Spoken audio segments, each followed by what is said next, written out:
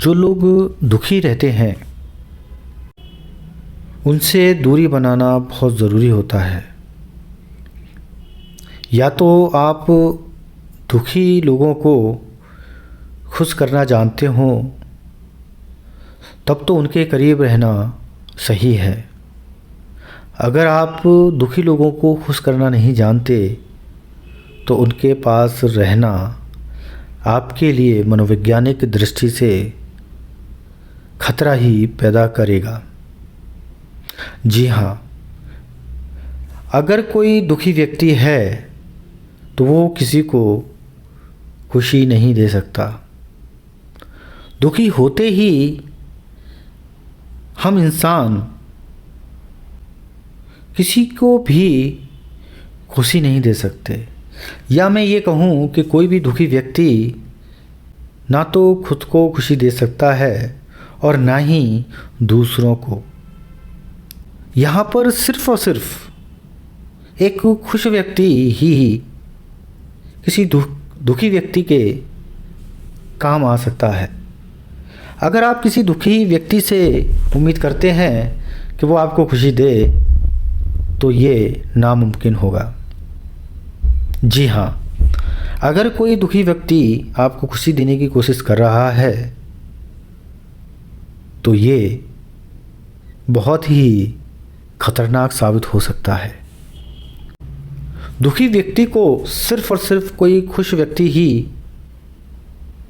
या एक ऐसा व्यक्ति जिसने इन समस्याओं पर काम किया हो वो ही खुश कर सकता है। दुखी व्यक्ति के साथ कैसे डील करना है ये शायद ही लोगों को आता हो। अगर आप किसी दुखी व्यक्ति के पास बैठते हैं तो संभावनाएं बढ़ती हैं कि आप भी दुखी हो जाएं। आपने देखा होगा कि जब आप किसी ऐसे व्यक्ति के पास होते हैं जहां मुस्कुराहट, हंसी और सकारात्मक चीज़ें हों तो आपका मनोविज्ञान भी ठीक उसी तरीके से काम करता है। और जब आप किसी दुखी व्यक्ति के साथ वार्तालाप करते हैं, बैठते हैं, तो आपने महसूस किया होगा कि आप उसके पास से सिर्फ नकारात्मकता ही लेते हैं। आप भी हल्के से दुखी हो जाते हैं।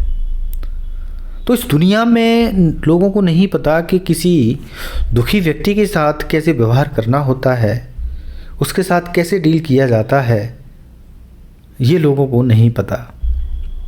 अगर लोग मनोवैज्ञानिक दृष्टिकोण से कमज़ोर व्यक्ति के साथ डील करना सीखते हैं तो ये इस मानवता को बचाने के लिए कारगर सिद्ध हो सकता है। क्योंकि परिवार में जितने भी सदस्य होते हैं उनका मनोविज्ञान अलग अलग तरीके से काम करता है।